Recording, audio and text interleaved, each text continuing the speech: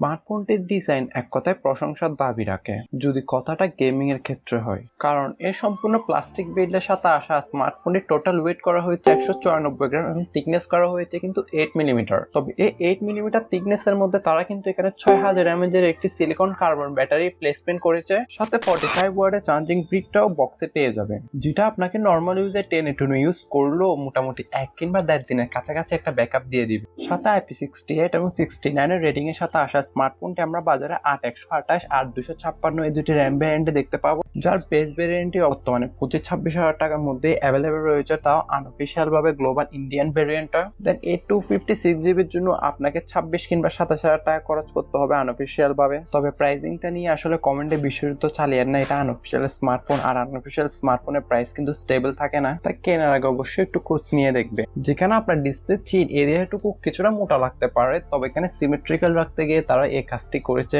সাথে 5 হোলটিও এবার যথেষ্ট পরিমাণ ছোটই দেওয়া হয়েছে। এই 6.67 ইঞ্চি মাপের ফুল এইচডি প্লাস রেজুলেশনের ডিসপ্লেটি, যাতে রয়েছে 120 হার্জ এর রিফ্রেশ রেট, এটা অবশ্য অথেন্টিক, সবসময় ভালোভাবে কাজ করে। সাথে ডিসপ্লেতে আপনার DCI P3 white colour গ্যাম mode এবং ওয়াইড ব্যান্ড L1 এর সাপোর্ট তো রয়েছে, তবে ডিসপ্লেটিকে প্রোটেকশন করার জন্য আসলে কিছুই থাকছে না, এটা অবশ্যই একটা নেগেটিভ দিক আমি বলবো। সাথে যে প্যানেলটি ইউজ করা হয়েছে ওটা আপনার 8 বিট একটা কালার ডিসপ্লে, এখানে অবশ্যই 10 বিট দেওয়া উচিত ছিল, কারণ এই প্রাইসের মধ্যে কিন্তু আমরা এটা ডিজার্ভ করি। ডিসপ্লেটি অ্যামোলেড হওয়া, এখানে কিন্তু আপনি আন্ডার ডিসপ্লে অপটিক্যাল ফিঙ্গারপ্রিন্ট সেন্সরটা পাচ্ছেন, যার পজিশন একটু নিচে মনে হতে পারে আপনার, তবে অপটিক্যাল ফিঙ্গারপ্রিন্ট সেন্সরগুলোর পজিশন অবশ্যই একটু নিচে দেওয়া হয়। ওভারঅল ডিসপ্লে কালার ক্যালিব্রেশন মোটামুটি পাঞ্চে এবং কালারফুলই ছিল, তবে ইউআইতে কিছু বাগবাল্য কিংবা অ্যাডস এর দেখা দিবে, যেগুলো আপনি সচেতন নাগরিক হয়ে থাকলে কিন্তু আগেই অফ কিংবা আনইনস্টল করে দিতে হবে। সাথে 2 বছরের মেজর আপডেট এবং 3 বছরের ওএস আপডেট, এখানে 2-3 না দিয়ে যদি 3-4 কিংবা 4-6 এভাবে দিলে কিন্তু মোর দেন বেটার হতো। মানে আপডেটের বিষয়টা আর কি, বর্তমানে এটা আপনার অ্যান্ড্রয়েড 15 এ রান করছে, ব্যাক এন্ডে কিন্তু আছে রিয়েলমি UI 6.0।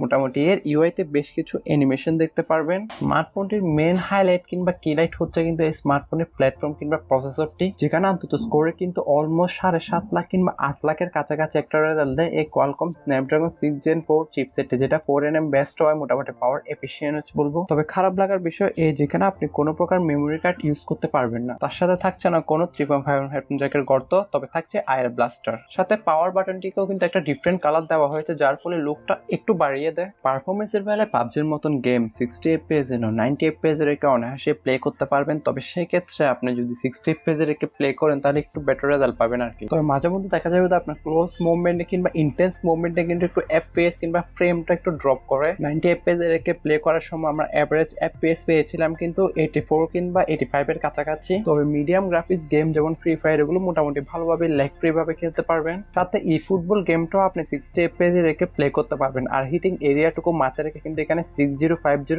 mm² কিন্তু VC কুলিং চেম্বারকে ইউজ করেছে তারা। অল ওভার পারফরমেন্স নিয়ে বললে এই বাজেটটা মোটামুটি স্যাটিসফাইং ছিল, তবে ক্যামেরার ক্ষেত্রে কিছুটা ডিসঅ্যাপয়েন্টেড করে, কারণ হ্যাঁ 50 মেগাপিক্সেলের ওয়াইড যুক্ত মেন সেন্সরটি আর সেকেন্ড আইতে তো কখনো আলট্রা ওয়াইডের চাহিদাটা এখন পূরণ করতে পারছে না। 2 মেগাপিক্সেলের একটি ডেপথ কিংবা আপনার সরকারি লেন্স দেওয়া হয়েছে, আর ফ্রন্ট ফেসিং সেলফি ক্যামেরা হিসেবে তাদের সেই 16 মেগাপিক্সেলের সেলফি ক্যামেরাটা, যার দ্বারা সর্বোচ্চ 1080p এবং ব্যাক ক্যামেরা দ্বারা সর্বোচ্চ 4K 60 fps এর ভিডিওগুলো ইজিলি শুট করতে পারবেন। তো ভিডিও শুটিং করার সময় স্টেবিলাইজেশনের একটু ঘাটতি দেখা দিবে, কারণ থাকছে না কোনো OIS, তবে জাইরো বেস EIS এর সুবিধাটা দেওয়া হয়েছে। আর ব্যাক ক্যামেরা কোয়ালিটি অনেকটাই আপনার পাঞ্চি, ভাইব্রেট এবং কন্ট্রাস্টি টাইপের। এক কথায় আপনারা যারা সোশ্যাল মিডিয়াতে বেশি ঘন ঘন ছবি আপলোড করেন তাদের জন্য এটা বেস্ট হতে পারে, কারণ এখানে অনেকটাই সোশ্যাল মিডিয়া রেডি টাইপ ছবিগুলো তুলে দিবে। ছবির ডাইনামিক রেঞ্জটাও মোটামুটি ডিসেন্ট ছিল, আর ডিজিটাল জুমের মাধ্যমে 2x 5x 10x এ কিন্তু ছবিগুলো তুলতে পারবেন। তবে তখন দেখা যাবে যে আপনি 2x এ তুললে ছবিগুলো কিছুটা গ্রহণযোগ্য হতে পারে, 5x কিংবা 10x এ যদি ছবিগুলো তুলেন তাহলে সেক্ষেত্রে ডিটেলস এর বেশ ঘাটতি দেখা দিবে। তবে ক্যামেরা টু API সাপোর্ট থাকায় লেভেল 3 আপনি ইন ফিউচারে কিন্তু Gcam কিংবা